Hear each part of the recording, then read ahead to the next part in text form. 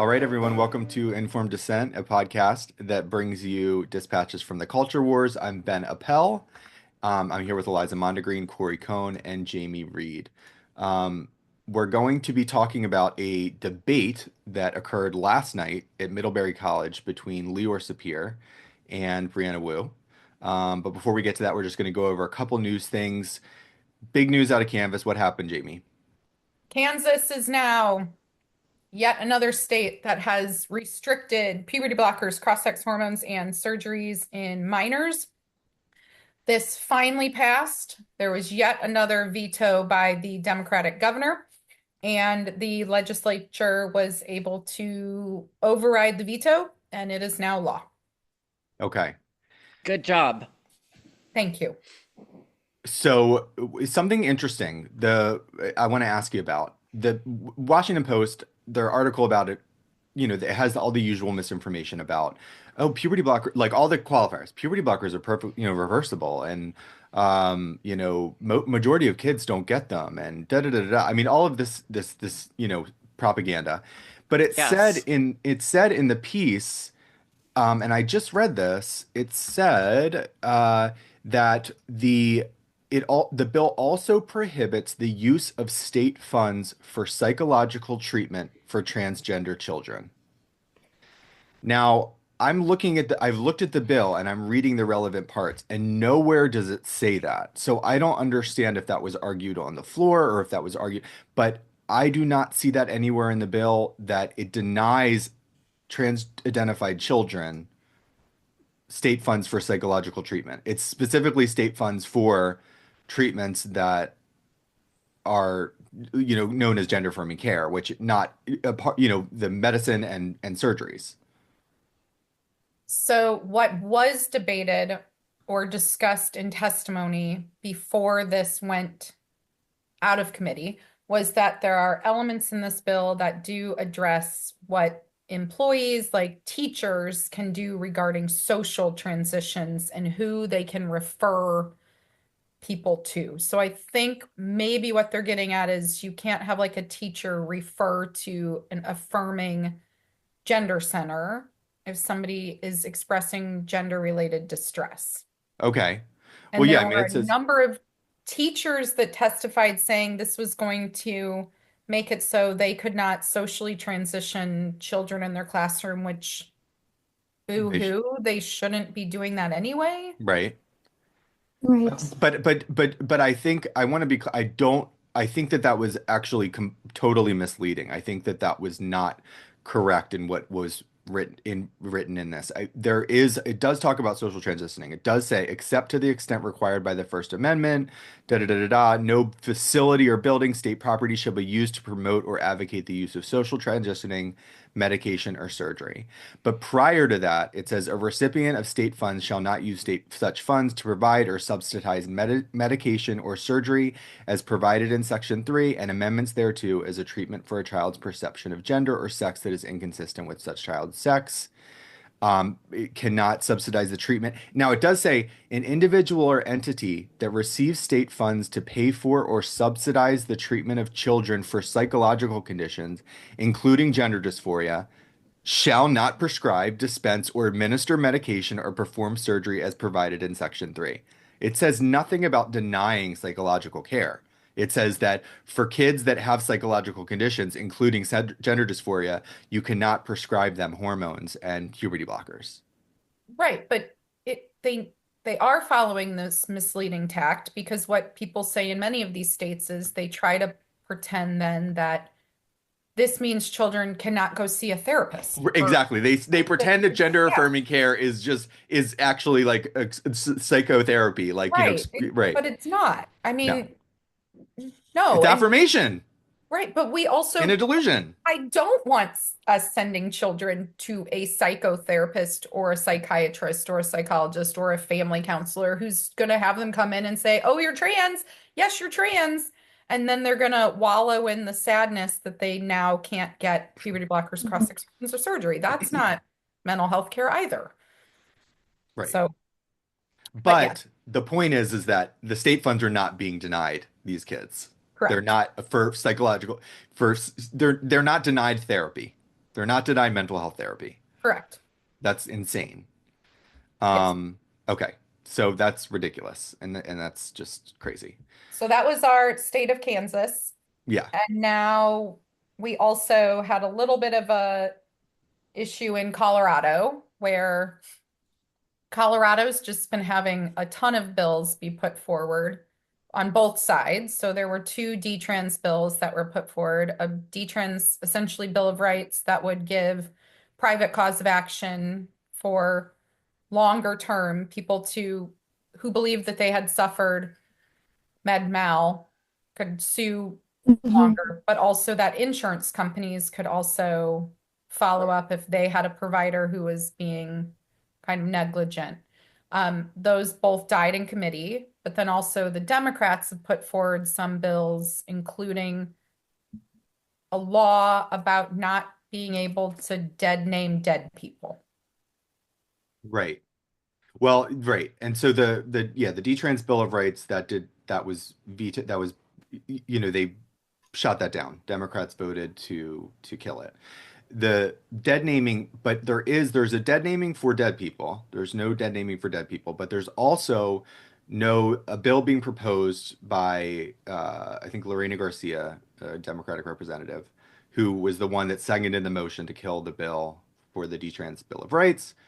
Um, uh, that it would be a violation of the law to dead name or misgender someone like with malice Mhm. alive. So it's not just about, there's another legislation that's being proposed about dead naming dead people, but Garcia is proposing a bill that would make it a violation of the law to, in her explanation in this reporting had said something like, if I'm transgender and I'm telling you this is my name, and you're saying over and over again, no, no, I'm not going to say that. No, this is a, then we have a problem. And so that is also proposed. So it's about having a death certificate match the gender identity of the person is one legislation is the declared gendered identity, and then also dead naming an alive person is a lawbreaker, rule breaker. So are there any states And that that you could, have this as a law? I don't know if there are any. Are there? Maybe our listeners know. Maybe they'll say in the comments if there are any laws but this is obviously a I, violation of the First Amendment. So I don't know how that could possibly stand. I mean, it's completely not that we don't have laws and practices and policies in this country that are a violation of the First Amendment, especially in schools, but that would violate that specifically. So it would be writing into law something that goes against the First Amendment, which would be weird. That's what the Supreme yeah. Court is for, is to making those determinations. Right. And there are some EU countries that have passed misgendering and dead naming laws. I think Germany, Sweden, maybe some others. But in Colorado, the proposal was $1,000 fine or like 12 days in jail. Yeah. I Yeah. mean, in my tweet, I said send me to jail Hmm. for 12 Hmm. days. Yeah. Hmm. I- Yeah, class Maybe two. I J.K. guess that's Rowling the will go too. punishment for class two because it said class two, the class two misdemeanor for dead naming dead people, um, on the death certificate.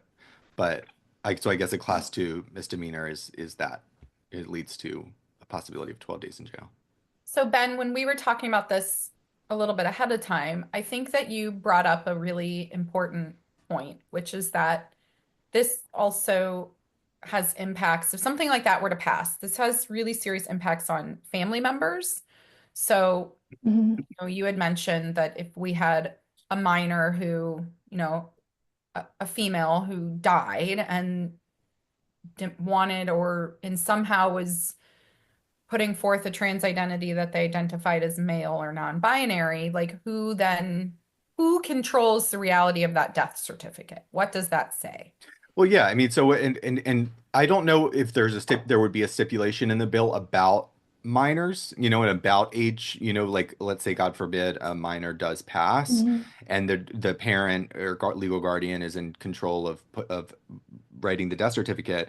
But what I was speculating about was, okay, well, even if they were 18, let's say someone, God forbid, loses their child, and their child said, "Oh, I hate you, and I'm a tree, and you have to call me oak, and my pronouns are leaf, branch." And then the child dies, and the parent has this death certificate, and by law, they're not allowed to put on the death certificate the actual name of their child, or the actual sex of their child, but have to write tree in an oak, or whatever I just said. So, as far as I know, that's something that would come up, and I think that that would be a big issue, a possible issue, a potential issue that I hope would not have to happen, but it's something that lawmakers have to consider.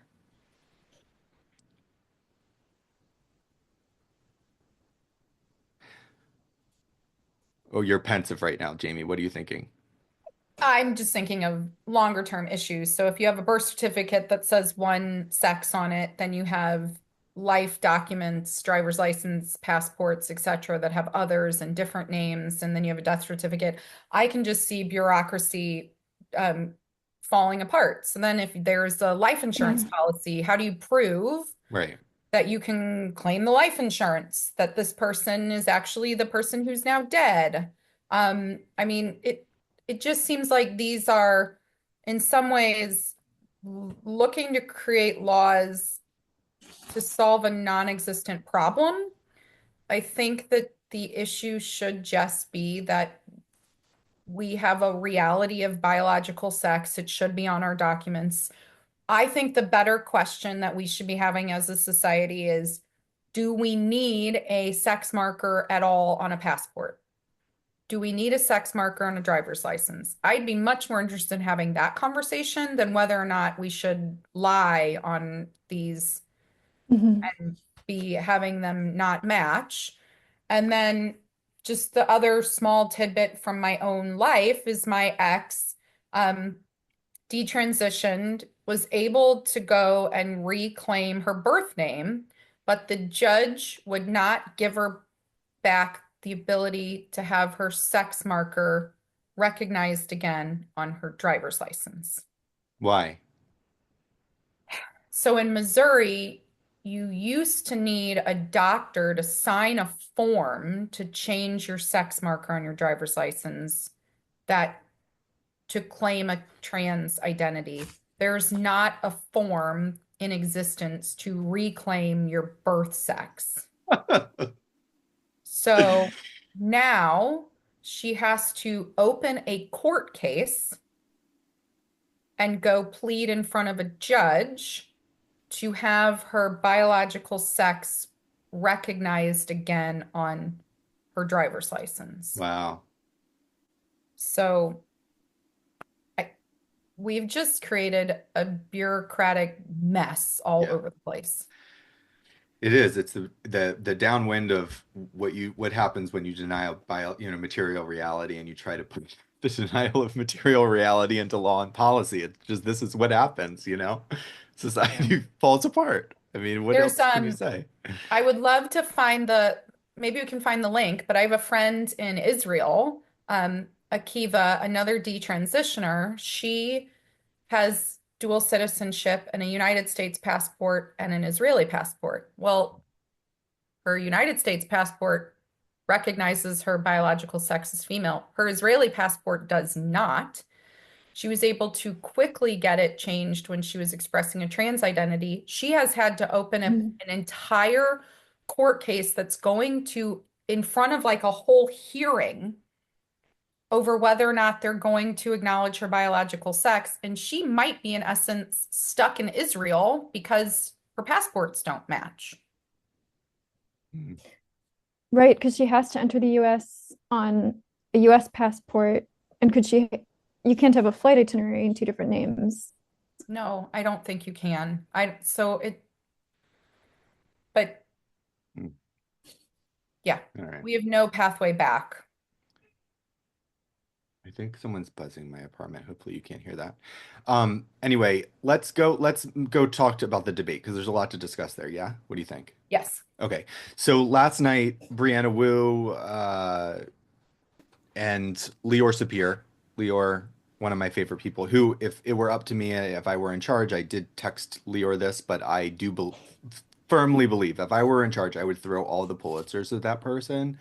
He, in a just world where journalistic integrity was actually, he would get them all because of the work that he does and how much he knows about these issues, how knowledgeable he is. He's just a wealth of information, and he's very, very good at his job, right? Am I right? I think that Leor's just a brilliant He's guy. very, So very patient. shout More out to patient Leor. You than don't agree, Corey? else. No? I just hate these sort of panel shows where everybody agrees. So I'm just being a Okay, got it. Good. Okay, good.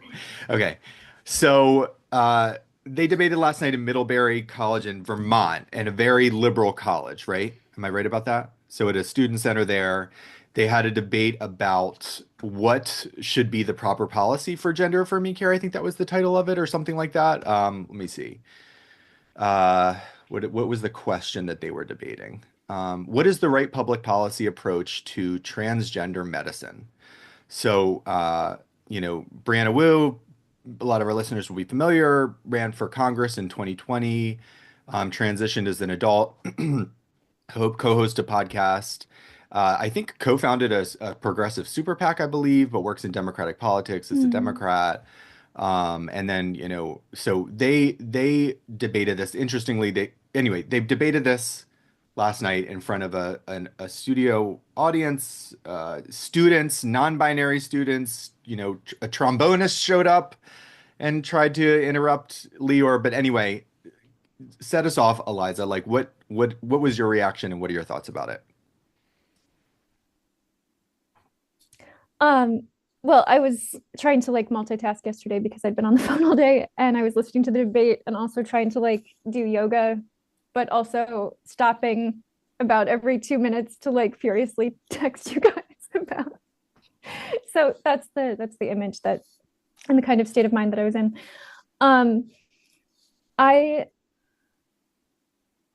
very hard to find someone as patient as Leor Sapir in the world, probably. I mean, I was proud of the kids who did show up and disagreed without playing harmonicas and blasting trombones, even if I thought that their questions were really dumb. Like, they did listen the whole time. They waited until the question time. They asked some questions.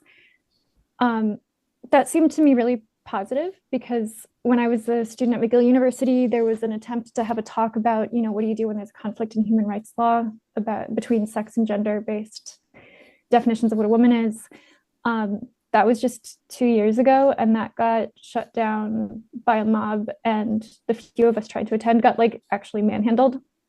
So I was really impressed that this went forward, and people kind of treated it at least somewhat normally for the most part.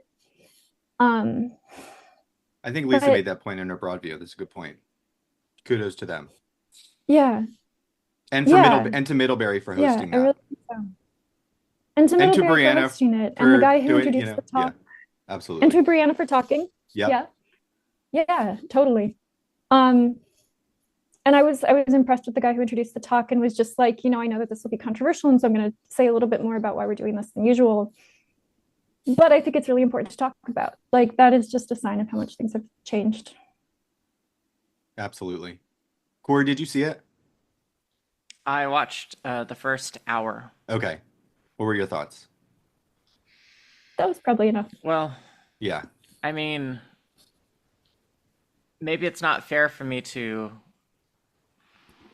share my thoughts on only the debate, because really all this debate was just an instance of a much larger debate. This isn't the first time these two people have shown up or even had this conversation, because this is just a replay of something that's been happening on Twitter. Yeah. Absolutely. Well, let's talk about That's true. let's kind of recap about what, for listeners that didn't see it, how this went. So they started on a couch. He introduces them, a gentleman, I'm not sure his name, but he was a very good interlocutor there, and or interviewer, whatever the word is. And they're sitting on a couch. Brianna has like a 5-minute open, asks Brianna about, her history. Brianna immediately goes into like, oh, I was wanted to kill myself at 4 or 5, and I hated my Mhm. body, and et cetera, goes into that whole thing, and then I became an addict, and then when I was an adult, I was able to transition, and it saved my life, and this is life saving, life saving, life saving. I mean, over and over again, like I would die if I didn't have this. I would die if I didn't have this. I think she said that numerous times during the talk.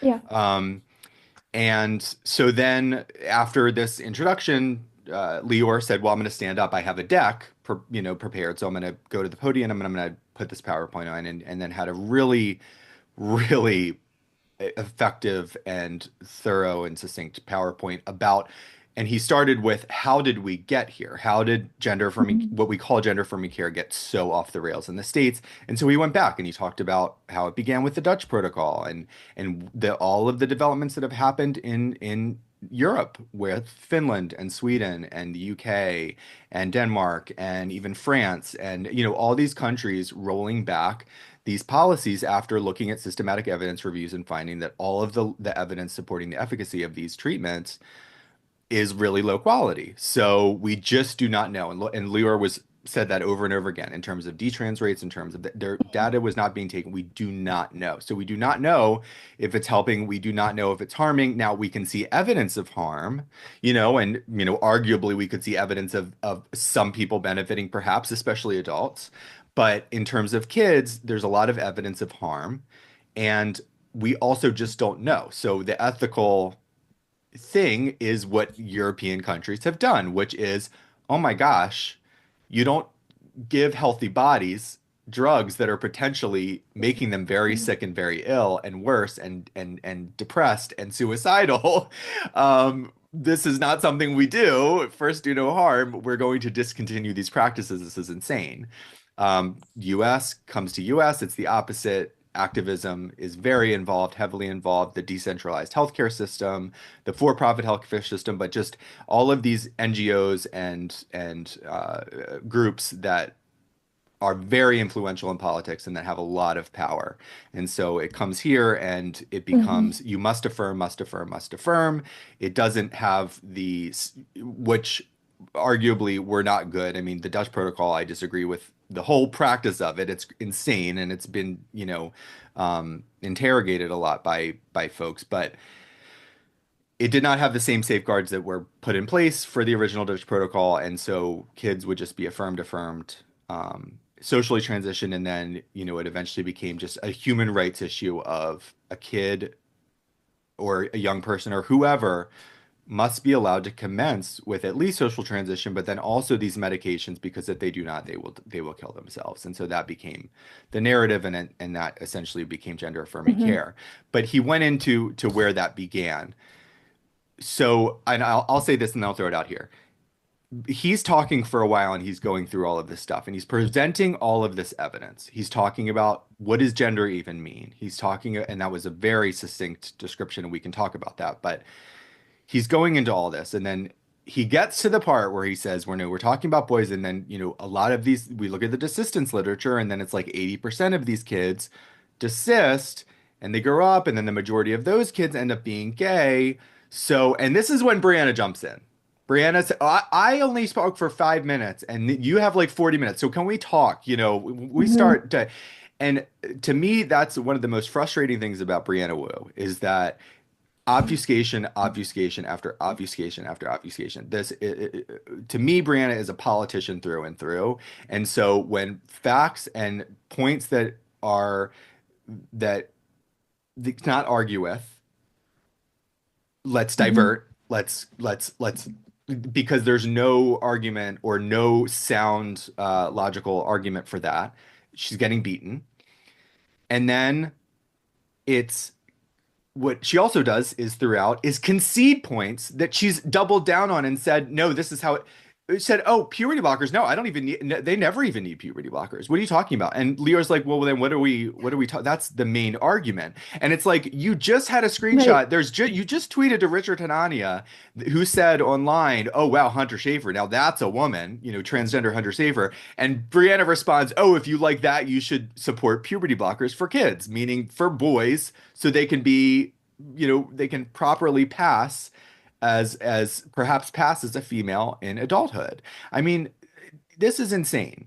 So just the doubling down, going back, double speak, dodging all over the place and saying, "Oh, I actually agree." The gaslighting. It's very manipulative and it's a politician style and Yeah. it's I don't respect it and I don't respect Brianna for that specifically. I just don't. I don't trust what Brianna talks about. It makes me not trust Brianna's history. I think that what Brianna talks about having gone through in terms of the turmoil experiencing at 4 or 5 and her first memory being me wanting to kill myself and I tried to electrocute myself in an electric socket. Okay, that's horrible. And if you went through that, but because of all your obfuscation and the way that you're so dishonest with the way you talk about things, I don't believe it. And that's not on me, that's Yeah. on you. What do you guys think? Well, and there's just so much of this kind of historical rewriting for adult males in particular who transition to like go back and say like, well, I was always like this, and to I think basically kind of rewrite their personal histories so that, and I think one of the effects of this is that it veils more adult motivations for transition, which I think very likely in play, and it also leads to the enlistment, and this is something that Corey has written about a lot of like, and that we've talked about before on the podcast, enlisting young boys as like your vicarious, you can live out vicariously your transition fantasies through them. And I really thought that that was what was happening. And one of the things that the four of us were texting about was, is the way that we resolve this in the US going to be that we just throw young effeminate boys to the wolves to save everybody else? Because like I don't think this is appropriate for anybody. Well, and Leor did acknowledge he said astutely that's probably this is probably where the debate is going. So we need to talk about the boys, because Yeah. it began with boys in mind. It began with, oh, adult trans women are not faring well. This is the Dutch clinicians were observing. They're suicidal. They don't have a high quality of life, and it looks like it's because they cannot pass as women. So let's arrest these boys' puberty and medically engineer them into simulacra of the opposite sex so that they can be happy when they're adults. The problem is who are these kids going to be when they're grown up and can, predicting the future? But that was who had they had in mind, right? What, Eliza? Go Yeah, ahead. and Brianna was like, well, you can tell, like you can just tell. Leora was like, how can you tell if 80 or 90% of these kids are going to desist and they're just going to be, gender nonconforming, or maybe they're going to be gay in adulthood? How do you tell which ones that you don't sacrifice all the other ones? And Brianna was like, oh, you can just tell. Like you can just, it's just different. Like you can just tell. Just crazy talk. Crazy There talk. are any number of detransitioners that we already know and who will certainly come out in the future of boys who were effeminate and did start transition at a young age, just as Brianna advocates for. And then they get into their 20s, their growth has been stunted, and they have the realization that they have been lied to about what they can attain through transition. And instead of continuing to live in a lie, they want to recognize the reality of their sex and live in the sex role that is according to their sex. So Brianna does not think that these cases exist or that they're so minor that they shouldn't be considered as part of determining policy. Brianna might say, well, for every one of those, there's 100 people like me who would have killed ourselves if we hadn't been able to do those. I really think it's noxious to keep bringing up this suicide or self-annihilation aspect of we should do this policy because people like me would die without it. I find that extremely noxious. Agreed. But the fact that these detransitioners are happening, and that we know that one of the reasons that people do not detransition is because there's a massive it's a lot easier to transition because there's all sorts of organizations around that will help you do it.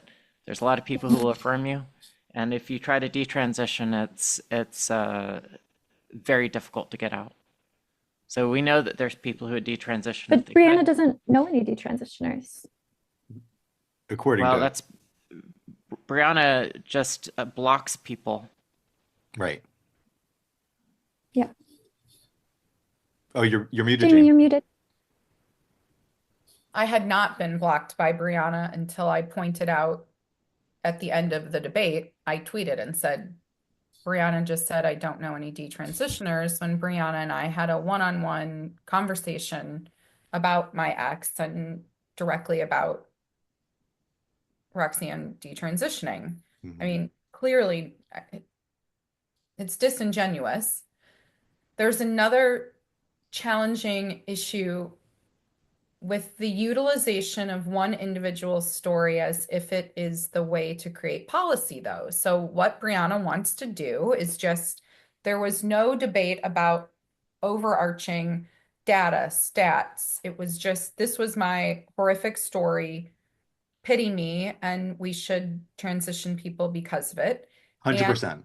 what Mhm. was missing and what we all miss. I mean, I'm the same way, but all of us as humans, when we are looking back in retrospect, we remember things in a way that fits our narrative and how we want to present ourselves as adults. And so when Brianna is talking about, I just wanted to play with Barbies and talks vaguely about their mom like yelling at them or you know, maybe even kind of vaguely talking about what might be almost in a trauma kind of outcome.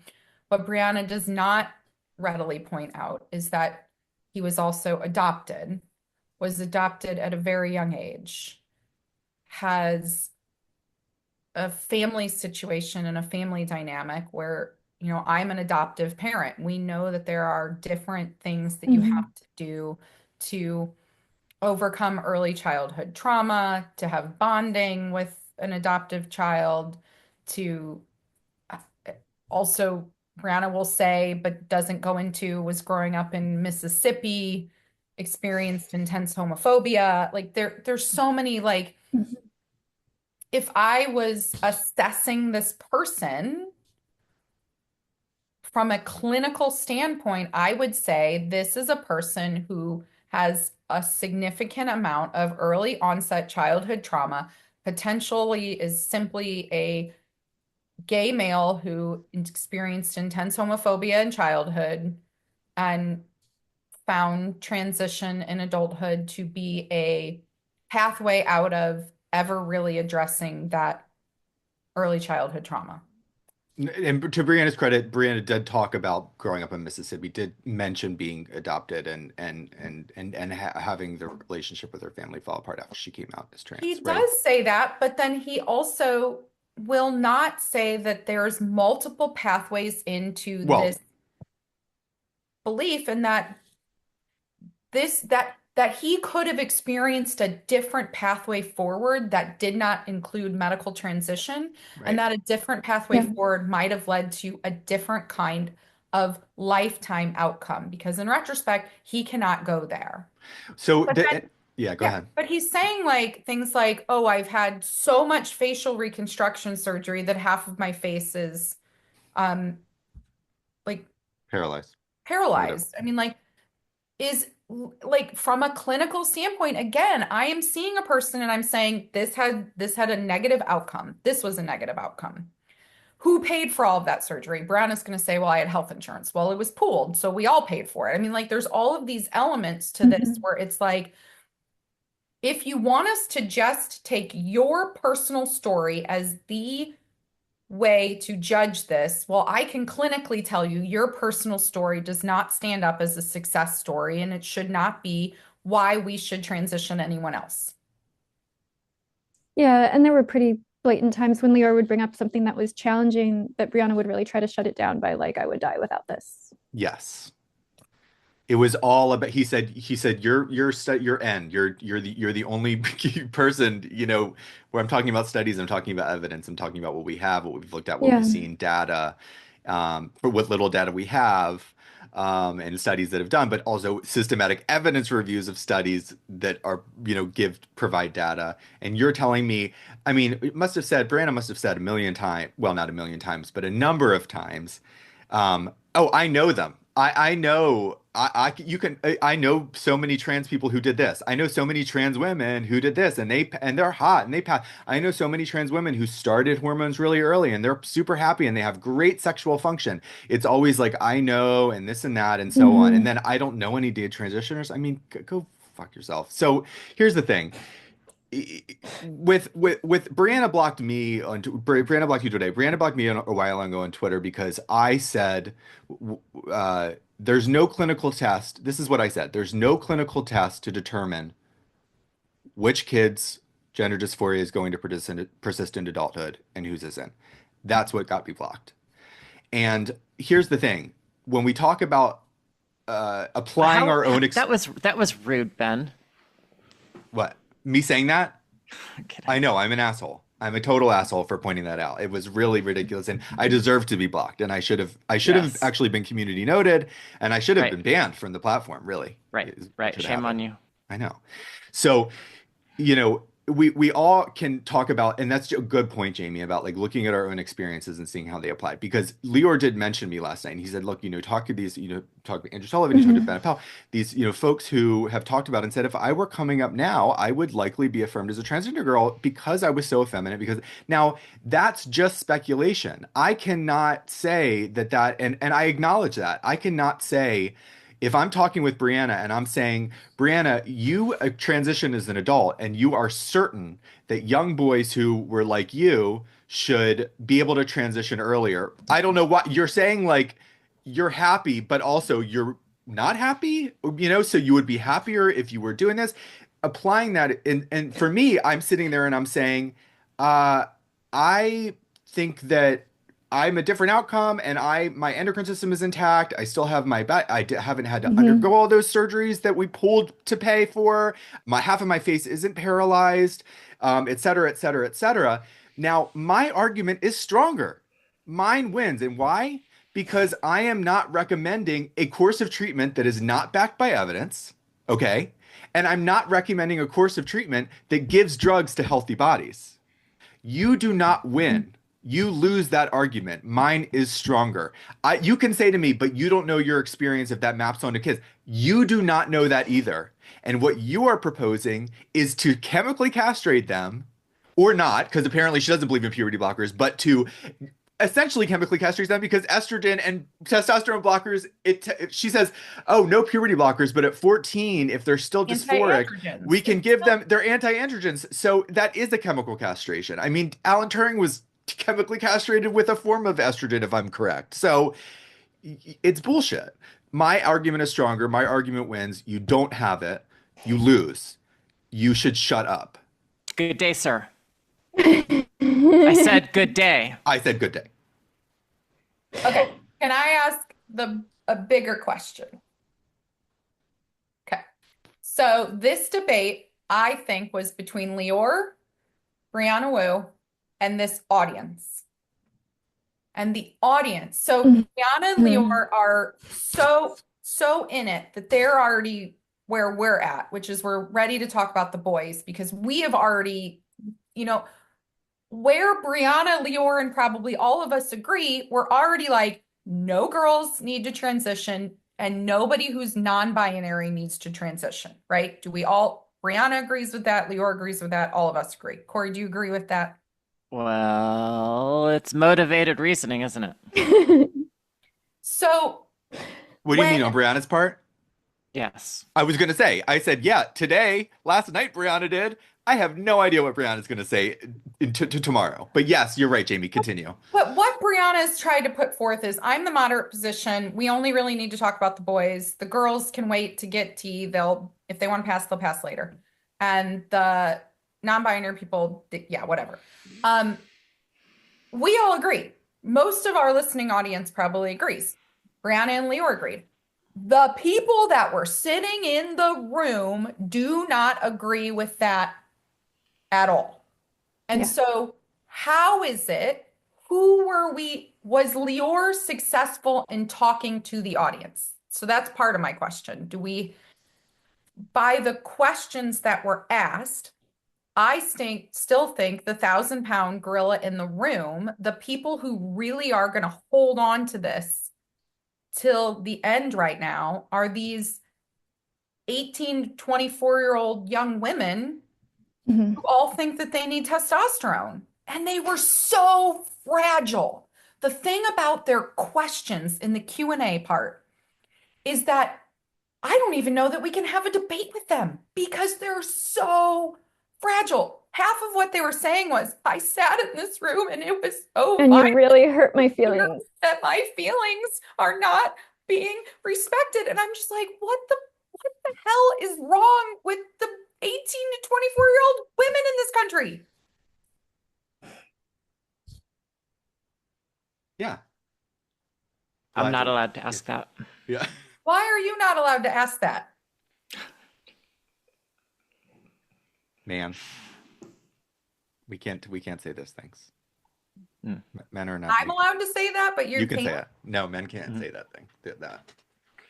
Oh, wait, It's wait, verboten. wait. I'm interested in this. No, no, no. Yeah, I thought we didn't We're subscribe to being the same. facetious. We're just joking around. But for a man to say that women are crazy and that, 18 to 24-year-old women are going to be the ones that are going to be locked into this the longest is not the best look. But it's probably Okay, true. then I'll say it Yeah. because, like, But Yeah. it's true, and I agree. I'll say it. I don't care. I say it. I say it in my book. I say.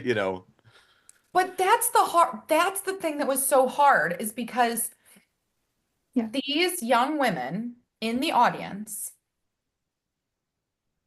I I think we've turned this whole generation of girls into like they can't even handle anything.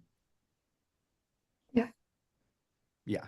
I mean, there was so when the trumpet came in, someone in the there was a trumpet in or trombone or whatever it was.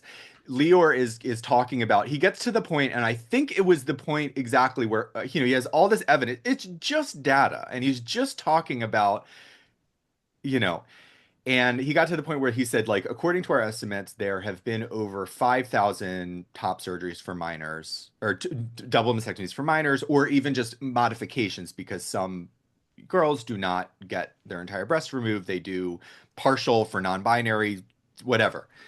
Mhm. And he said, but according to estimates, that's what we've seen. That's what we know, at least that. He said, but that's likely a very conservative underestimate. That's when the trombone came in. The trombone comes in and interrupts, and this went on for a very long time, and Brianna was embarrassed, Lior was embarrassed, everybody was like, oh my God, and what are you doing? This is ridiculous. I'm sure folks in the audience were excited for it, especially those young women, thinking that, but it's so bizarre to think that yes, this is a strong argument to blast a trombone when you're talking about something that I can't argue with. It's the Mhm. it's the it's the it's the most telling thing. But we get to these women. One of the last one who spoke, who was from Britain. I am. Do you know what the detrans rate is? I think she said 0.047%. You're welcome. And I'm like, okay, whoa, what were you talking about there? Leora was like, I'm really curious to hear where you got your data. But anyway, and then she starts reading off, you know why? You know what's problematic about it? This is why. And these are all the trans people that have died since 2000, and then starts reading names of people that have died. It's like you're not dealing with adults, you're not having an adult conversation.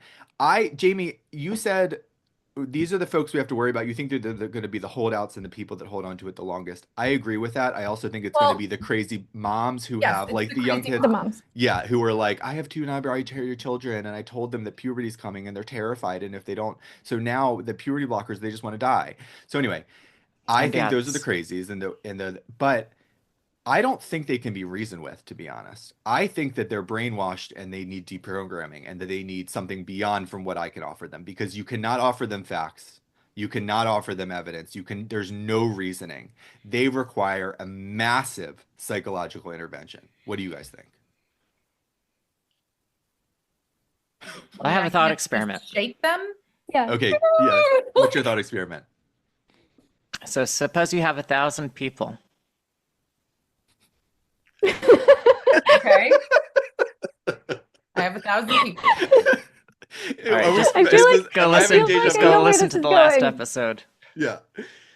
Just go listen to the last episode. Yeah, okay. You're So not so going to be you're able to saying, convince everybody. Maybe well, two wait, episodes ago. Yeah, I mean, Corey, you're saying like we just have to go around them, yeah, basically. we Like, can't Well, it's worry about the not around them. We have to beat them. like every person that you convince is on the margin. They're waiting to understand better before they make a decision. Those are the people that we need mhm. to convince, not the people who have made the decision, not and certainly not the people who have deep spiritual certainty about the issue. It's the people who are uncertain that need to hear more perspectives before they make up their mind. Right. And those Yeah, aren't the people who are playing harmonicas or trombones while Leora is speaking. Right. Those people need to be right. So the dragged out audience of in the the room is not auditorium. the audience. Yeah. Yeah. At the But end of my college, let's hope there were maybe two or three, there could be one or two or three reasonable college folks who were like, "Oh, I really had no idea. I did not know that." Especially yeah, his argument about, well, what is gender? It's stereotypes. That's the only, when we whittle it down, what are we talking about? We're talking about affirming stereotypes, typical representation of male and female. That's what this is. Eliza, go ahead. What were you going to say? yeah. Oh, I was just gonna say at the end of my college career, the LGBT center on campus introduced like the safe space playroom with like the pillows and the stuffed animals and the coloring books, and I guess that might have been a more appropriate venue for some of these people, although I I'm still kind of impressed that they went, even though they had temper tantrums at the end during the Q&A. Totally. And they Like, sat through it. I think that they I went don't though. know. I mean, like, Did they go because Brianna was there though? They had problems with Brianna too. They I called know out they did, Brianna. but did they right. go because they were like, oh, there's a Yeah, Yeah, I mean, Brianna's if it I'm was headed. me guessing that they or went so that they could say something at the end, and yes. that they maybe didn't listen to anything before that, Yeah, except because they had that notes. the They boys had a sounded a little speech sharp. prepared. It was as if they were doing an Oscar acceptance speech. I mean, they pull it out and they're looking like, Yeah, I mean, this was a very choreographed moment. yeah. help me though in my own processing how to like deal with these girls. Like I just try to have so much compassion and empathy, and I'm getting to the point where I'm just angry and annoyed. And I just want to be like, do you see yourself? Hmm. Like, do you see, like, I just want to hold up a mirror to them. You're like, I'm non-binary and I cannot handle your violent words. And I'm what the Yeah. I'm embarrassed for them, but I'm also like embarrassed for our society, like how we've done Mhm. this, like coming of age, being like women empowerment. Like I'm just so You're not alone. I think that there's probably so many listeners right now being like, yes. They're doing the snap. They're like, if they're snappers. but I Actually, don't know that mocking them and being mad at them is going to reach them either. So I you guess it's just Corey's you like, don't don't have to reach them. yeah, you don't have to reach them.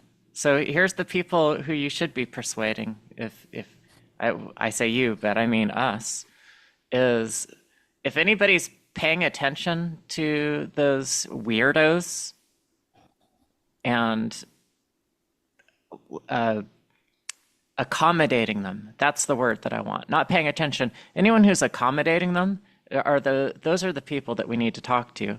Like, you don't, why are you letting somebody play a harmonica in here? What's wrong with you? Why are you tolerating people who are behaving like this? So we can't do anything about the people who are so far away from sanity that they can't be pulled back by us. But what we can do is we can pressure the people who are accommodating them. Stop treating adults like babies. That's actually, there's a good motto. Stop treating adults like babies. Yeah. Stop treating adults like children. Yeah. I mean, I will say I was quite confused. How did a large brass instrument walk into that space and nobody was like, hey, that's a great idea. Sure, bring your trombone. Like, what? Who let them walk in with it? Well, they might have thought they were coming from like band practice or school, but you know what I mean? I mean, kids on college campus, kids carry around all kinds of things. Yeah, Okay. I'm not going to judge. I carry around a trombone. Okay, so stop treating adults like babies. Stop treating adults like babies. And it's we can't fix the babies directly, but maybe we can fix the adults who are accommodating the babies. And Yeah. this is really not to go into other topics here, but this is really what's happening on the college campuses with these protesters.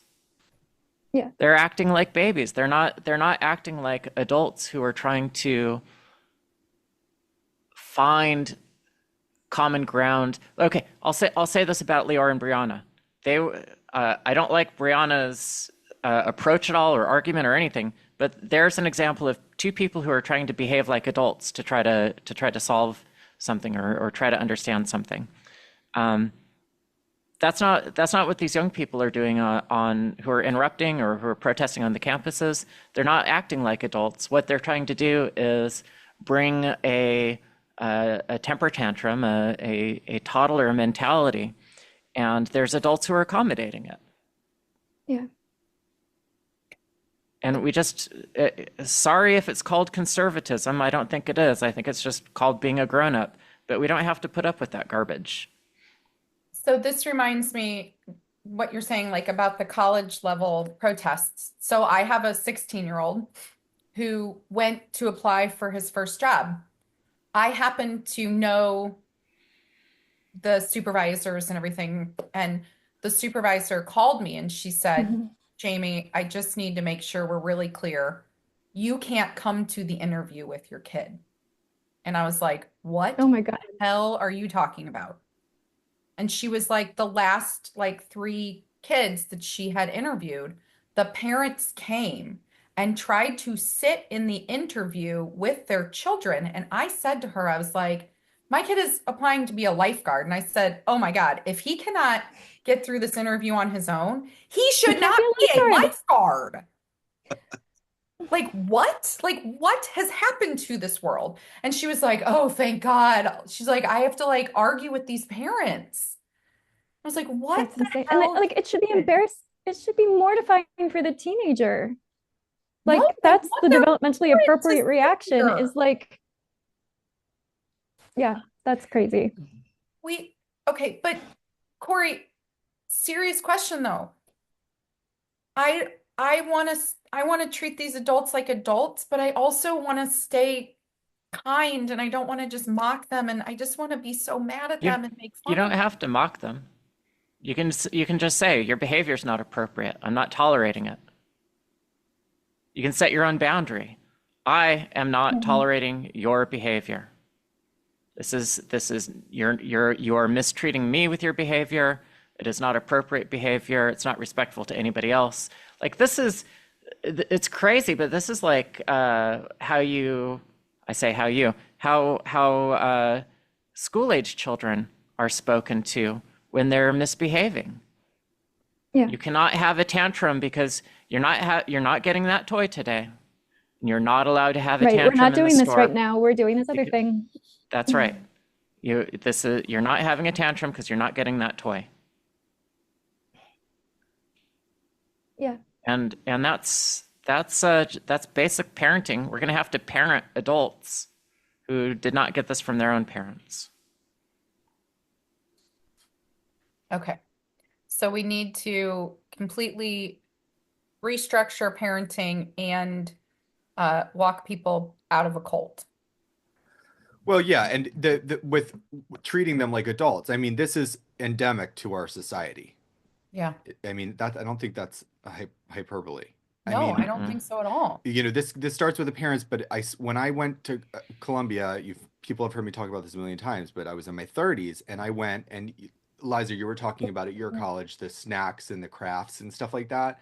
I write about this in my book. I go to this this information session for LGBT groups, on campus, and I'm my first semester freshman. Trump is just in office the first time, and I'm ready and raring to go. Mhm. Hashtag resist. And I go, and they're in their PJs, and they are Yep. literally have the crafts and the games and all of this stuff. And their activities they were planning were decorating posters for their dorm rooms.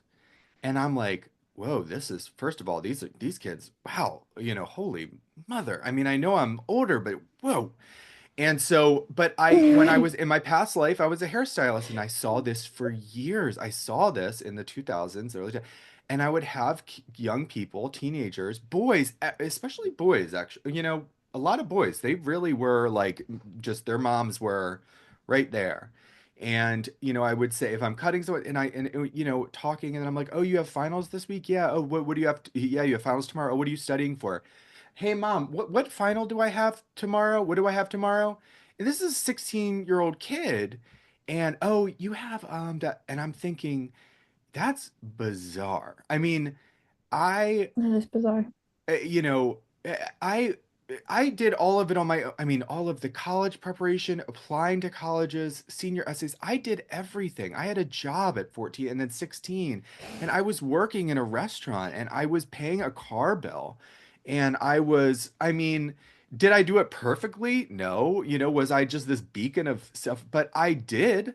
And I supported myself and I grew up and couldn't wait to have that independence, and it's not the same. And so kids coming out of that want colleges and all of the Mhm. spaces that they're in, whether it be the workplace or the college, to be extensions of their bedrooms. They want it to be extensions of their childhood homes, and they want that dynamic, and they recreate that dynamic on these campuses and in their homes. So what do?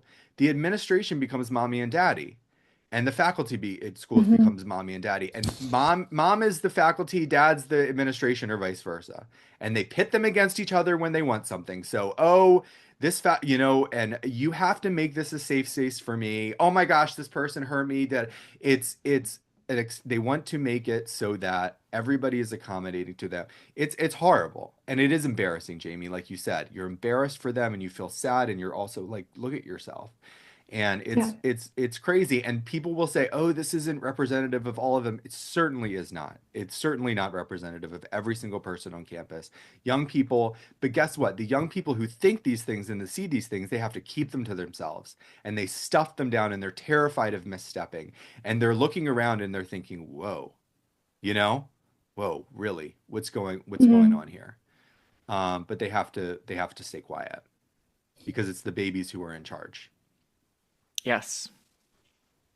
On this note, should we go to our favorite grown-up things that are not gender Okay. related? Yes. Yeah. Okay. You go first. Oh, I'm gonna say my favorite grown-up thing that grown-ups get and kids don't. I love a good gin and tonic with a lime. And I just finished watching a Hulu series called We Were the Lucky Ones about the Holocaust, and it was really good. Okay. Grown-up things. There you go. Perspective. Yes. Yeah. All right. Who else wants to go? Corey, what do you got? Oh, this is just grown-up stuff, right? Yeah. Well, you're Doesn't have to be. It's just doesn't whatever. have to be. Just non-gender Well, related. well, I got some new video games I'm really excited about playing, and a fully articulated action figure from my favorite anime, and some cool new stickers for my sticker book. Big week. Ben, Hey, I'm all about stickers. I am all about stickers. I've always been about stickers. yeah, I who had the here sticker collected book. stickers? No, no. Some child put Ninja Turtle stickers all up and down my handrail last night, and I'm pissed. I hate stickers. Well, you You don't get know stickers to put them which child? on things. No, I You don't get know stick. which child, and they're all over the handrail. Oh, I still have my sticker collection from, I mean, My Did you Little have scratch Ponies and sniff? to. And I didn't have so many scratch and stuff. No, it was more about the aesthetic of it, the look, whether, whatever it was. But oh, I love stickers. Yes, I'm with you on that. Shout out to stickers. What about you, Eliza? Um, uh, my adult thing of the week is watching Fleabag like 10 years after everybody else, and it's really great. Oh, Love me some Fleabag. That's a very excellent show. Have you all seen It's that? really good. Nope. Oh, it's outstanding, But I Corey. loved how you raised the roof. It's You, outstanding. I watched it twice. It's only 2 seasons of it on Amazon Prime, right?